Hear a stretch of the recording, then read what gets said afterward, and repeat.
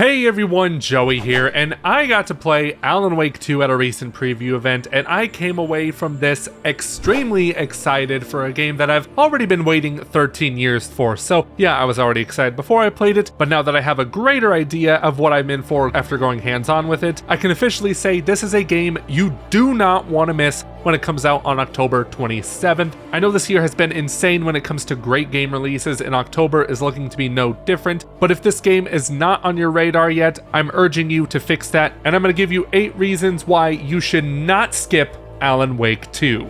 For starters, if you haven't played the first game, you really don't have to. Director Sam Lake confirmed that this is set up as a standalone experience, even though it is a sequel, but it sounds like you really won't need to know much about the first game going into this. I don't know how exactly they're going to catch players up, they'll probably have a recap video at the beginning, but even though it isn't a requirement, I still recommend you check out Alan Wake Remastered, which is available on all consoles and PC. It's a really short game you can complete in less than a week, and if you really want to go further down the rabbit hole, you can also check out Control, because guess what? Alan Wake 2 is a semi-sequel to Control, because they share the same universe. If you have played Control, you already know that there are a bunch of Easter eggs connected to Alan Wake, but they are more than just Easter eggs, as they are just straight up plot connections to both games. And there was even a DLC episode released, also included in the Ultimate Edition of the game, that provides additional context into what's going to happen in Alan Wake 2.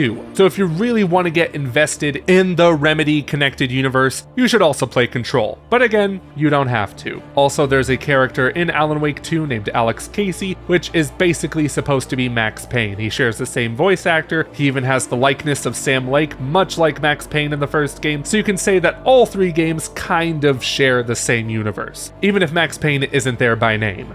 But let's get into the gameplay, which is way more open-ended than in the first game. Exploration plays a very key role. No longer are you just going down linear levels from point A to point B. When you're playing as Saga Anderson, you explore all of Bright Falls through these open sections like in Watery, and when you're playing as Alan, you're exploring the Dark Place, this twisted dimension where things just don't make any sense at all. It leaves room for some very strange supernatural puzzles, and even on your way to an objective, you can explore off the beaten path, find some supplies, some lore, and even some cool weapons like a crossbow. And not only is the gameplay open-ended, but it's just a major improvement overall from the first title. I love the first Alan Wake, but I will admit that it has some very basic and overly simple controls, and it kind of gets repetitive after a while. But if I had to describe the gameplay in Alan Wake 2, it's a lot more like Resident Evil 4. There's a quick select menu for weapons. You have to wisely manage your inventory, otherwise you will just straight up die in battles because you forgot to stock up on medicine.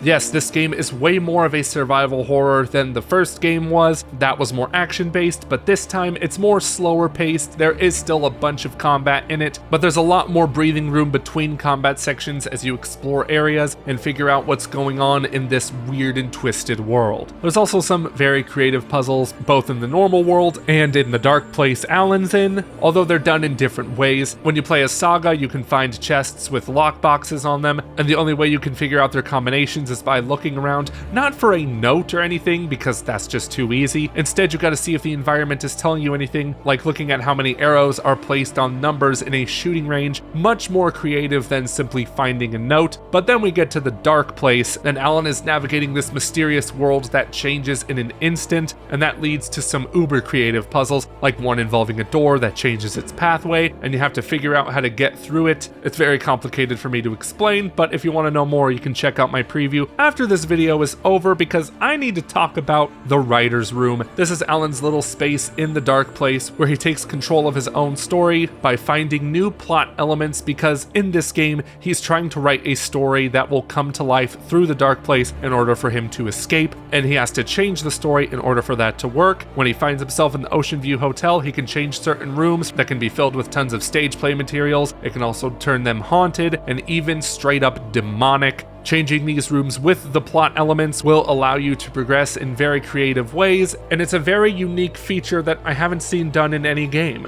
Much like the Mind Place, which, as it sounds, is the inside of Saga Anderson's brain. She is an FBI agent, and this room is like a personification of how she solves cases and profiles people. If anyone says anything suspicious, she can profile them and figure out exactly what their motives would be, and it just adds more depth to an already interesting plot, especially if you want to know more that the game doesn't outright tell you. That also goes for the case board, which was super addicting in my demo. This lets you add clues that you find to a board, letting you keep track of where you are in the story so far, or it might even help you solve puzzles as well. As far as I know, the case board doesn't seem to have any real incentives to use it, but that's fine by me. It's a really cool element that I just loved using in my demo.